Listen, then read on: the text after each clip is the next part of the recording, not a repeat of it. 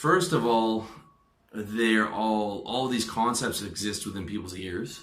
Okay, you don't get a good ROI on it, and at the end of the day, everyone is trying to get through their life and be happy. But people who have allowed themselves to be polarized by political processes are just very bad at being happy. Okay, because they've allowed all their primitive instincts to be hijacked, as opposed to the self-actualized person who is constantly working on reframing their primitive instincts. So I get angry in traffic, deep breath, will, fine, not gonna let this knock me out of state, right? So whereas someone else could get angry for 2 or 3 hours about that, I'm able to knock it off within 10 seconds or so.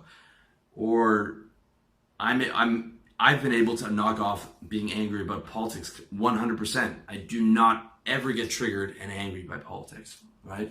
Whereas some people go through their day, 7-8 hours a day, angry, triggered, raging, all these different things, all right? The ROI is terrible. And this is not because these people don't want to be happy. Everyone wants to be happy. It's why we chase girls. It's why we chase money. It's why we chase drugs. It's why even people join the cause and buy into the spectacle in the first place, because they think the cause and the spectacle is acting in their best interest, which will make them happier. But it's not, and the ROI on it is terrible, and it actually makes you less happy. So the people that are really bought into this are bad at being happy. They're bad at the skill and the art of being happy, which is the most important art and skill in the world. Okay? Every human action is a move towards pleasure and a move away from pain. If you don't believe this, you really need to analyze yourself, and you really need to get some self-awareness, okay? Otherwise, people will be walking around. If people didn't care about pain, they would just walk around torturing themselves all day. But no, people are always working on getting food, getting adequate rest and shelter and sex and all the things that make their body feel good, okay? But it's just like how someone is addicted to junk food. They are addicted to politics, where originally they thought this thing was going to make them happier, but it's making them way, way, way less happy. The ROI on it is terrible, okay? And it is because they are not good at being happy, and they're not good at being happy because they're not self-aware. They are not self-aware of their triggers, even if they're really smart people. I've seen really smart guys get involved in this, and I look at them as if sometimes I feel like an alien, because it's so obvious to me that they're not aware of these triggers, and they're constantly letting themselves fuck their state up because their vow is not to pursue their happiness. Their pursuit of their happiness is not their primary priority in life, okay? And that's something that I talk about so much to you guys because it's so important. So the polarized political guy, his wants are not aligned to his happiness, okay? Let me say that again. His wants are not aligned to his happiness, which means that he chooses to suffer more than he has to for very small rewards, okay? For the reward of, being a pat on the back on Facebook for virtual signaling or something like that, all right? I'll give you an example. I was at the bar a couple weeks ago with an older gentleman in his mid-50s, and I was having a few drinks. So I was actually there hitting on the waitress, if I'm going to be honest. And I struck up a few drinks like I do, struck up a conversation. Normally I don't talk to the average person too long because there's just not a lot for me to say because I have a different mentality. But after a few drinks, I can talk to pretty much anyone about anything. And as always, I'm trying to be positive, and I'm always looking to make whoever I'm talking to happy and generate a positive experience. So I ended up talking to this guy who was a liberal guy, and this could have been the same if he was a conservative or an alt-right guy. I'm not throwing liberals under the bus. I'm actually throwing everyone under the bus who identifies as an ism. So I'm actually being a lot harder than just throwing liberals under the bus. I'm throwing all of you motherfuckers under the bus if you believe in ism. That's how fucking hardcore I am about this stuff. So anyways, he asked me where I'm from, and I say Canada. He's like, well, I'm glad you're not from the US. I've heard this a lot from people, and right away he started going into Trump and this was like 5 minutes of the conversation. So let me paint the picture. We're in a bar, there's cute girls serving us. He's about to dig into this giant pizza. We're in Thailand, there's cute girls rolling up and down the street on their bicycles and the scenario is beautiful, okay? We're having a few beers, everyone's feeling terrific. At least I was, and the bar owner was feeling terrific. And the first thing this guy does is he's just going in on Trump and how it's bad and it's so bad and the politics are so bad and we have to care. And may I remind you, both me and him live in Thailand, and I'm not even an American citizen. I haven't been in America since I was 11. But he is talking as if our lives are going to be impacted in a major way, when in reality, nothing's going to be impacted in the next 4 years. I live in a monarchy, okay? I live across the world. I couldn't be farther away from the US. So he's going on and on about how these horrible things are going to be affected under Trump, and Trump is such a bad guy, and he just triggered himself. No one even brought it up. I just asked him how he was doing, and this guy's in his mid-50s. I'm in my mid-30s, but his ability to control his state was horrendous, like any polarized political person. He is your typical New York liberal, and he just triggered himself off of my question of how are you doing. Me and the bar owner had been having a great conversation before that, so I wanted to steer back to positivity after this guy just triggered himself for like 5 minutes. Anyways, he kept coming back to these issues. So eventually, because I wanted to keep sitting there and having a positive conversation. So I just gently asked, I could see the guy's upset. I'm like, well, I get that you care, but, do you have to suffer? And does Trump, is it going to affect our lives in a massive way? I think we're pretty lucky to be sitting here. Boom, this guy just opens up I have to care because women's rights and I care because I feel for them. So the answer to my question was no. He could not just care about it in theory and not have to suffer for it. He had to suffer and virtual signal to us and talk about how horrible it was and try and bait me into a political discussion when I don't care about politics. So I was just like, okay, I understand where you're coming from, man.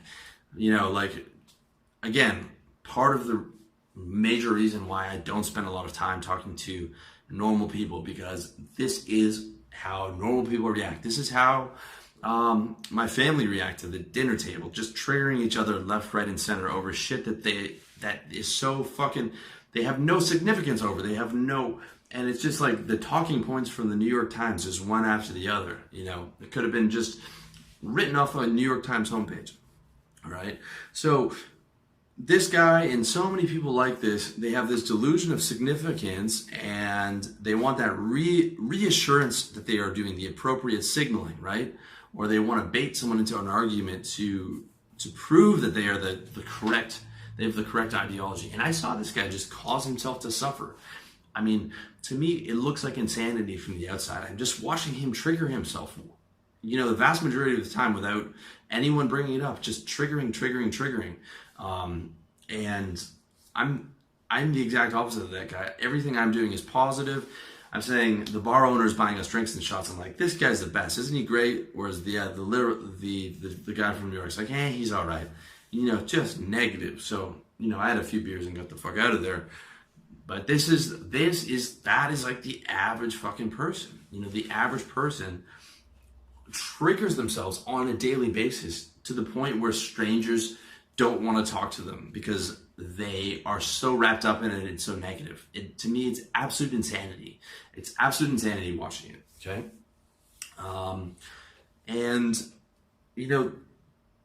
What does that guy get out of it? What did he get out of that? He got absolutely nothing except made himself upset, made the bar owner uncomfortable. I quietly enjoyed it a little bit because just watching that is insane to me. But at the end of the day, he was looking for that echo chamber and that reassurance and that signaling, which he wasn't getting from either me or the bar owner because he has similar views to mine.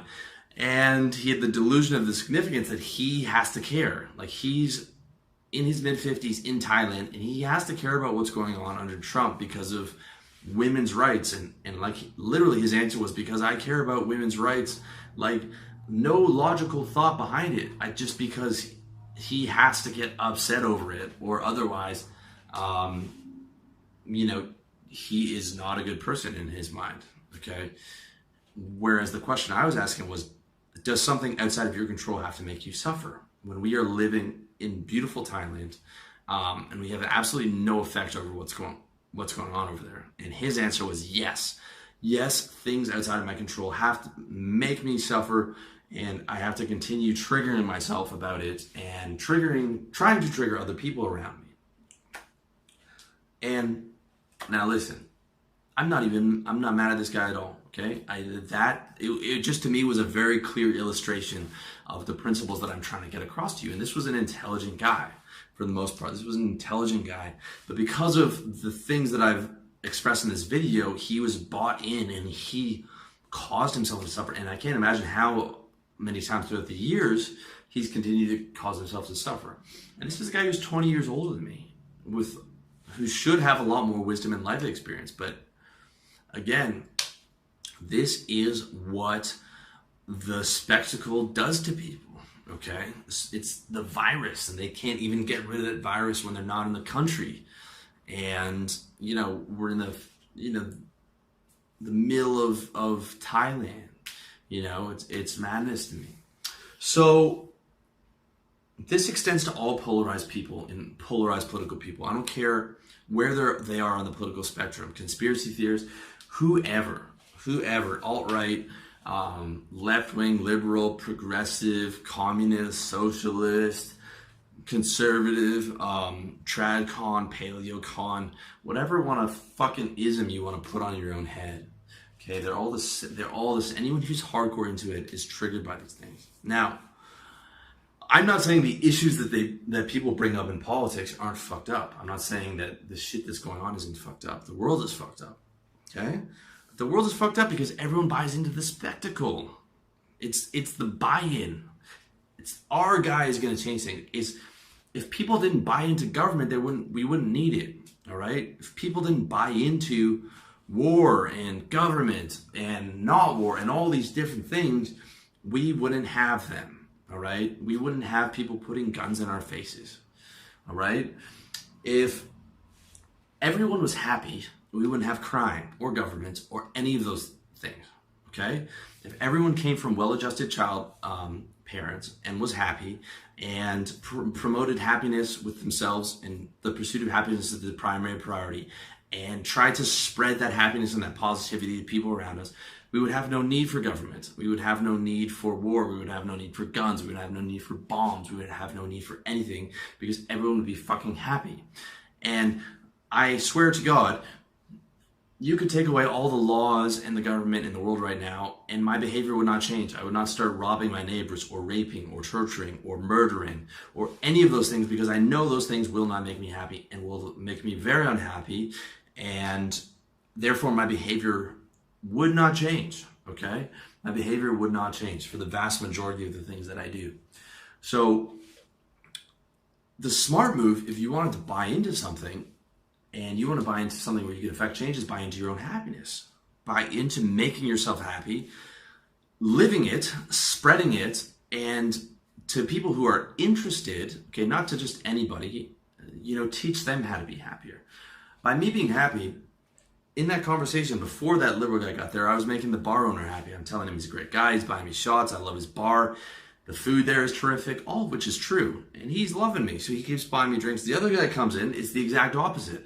He's bringing everybody down, and I'm constantly reframing to something positive, okay? And this guy's 55. How many decades has he been bringing people down around him? Very few people are the type who lift others up. If you want to change the world around you, that's what you start doing. You start affecting change within yourself, reframing your emotions to positivity, and then you're affecting change within the checkout girl. You're affecting change when you go to pay your phone bill. You're affecting change around your family, around your friends. And if you want to, you can broadcast the message like I do and affect change to, with my site and YouTube combined, it's about 200,000 people a month now.